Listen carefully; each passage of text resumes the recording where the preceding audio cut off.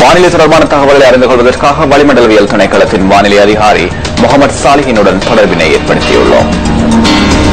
நாட்டில் தென்மேற்கு பிராந்தியங்களில் சற்றென்று நிலவுகின்ற மழையுடனான வானிலை சற்று குறைவடையக்கூடும். சற்றகமோ மேல் மற்றும் தென் மாகாணங்களில் இடத்திலேயே லேசான மழை பெய்யக்கூடும். நாட்டின் ஏனைய பிரதேசங்களில் பிற்பகல் 4 மணிக்கு பின்னர் இடியுடன் கூடிய மழை விருத்தியடையும். கடற்பிராந்தியங்களை பொறுத்தவரையில் புத்தளம் தொடக்கம் கொழும்பு, பாரி, அம்மாந்தோட்டை ஊடாக பொத்துவில் வரையான கரையோரத்திற்கு அப்பாலுள்ள கடற்பிரதேசங்களில் இடத்திலேயே மழை பெய்யக்கூடும். நாட்டை சூழலுள்ள ஏனைய கடற்பிராந்தியங்களில் பிற்பகல் 2 மணிக்கு பின்னர் மழை அல்லது இடியுடன் கூடிய மழை விருத்தியடையும். காற்று மணித்தியாலத்திற்கு 20 முதல் 40 கிலோமீட்டர் வேகத்தில் தென்மேற்கு திசையில் இருந்து வீசும். மன்னார் தொடக்கம் யாழ்ப்பாணம் ஊடாக பால்வசல்துறை வரையான கரையோரத்திற்கு அப்பாலுள்ள கடற்பிரதேசங்களில் காற்றின் வேகமானது சில சமயங்களில் மணித்தியாலத்திற்கு 50 கிலோமீட்டர்கள் அதிகரித்து வீசக்கூடும்.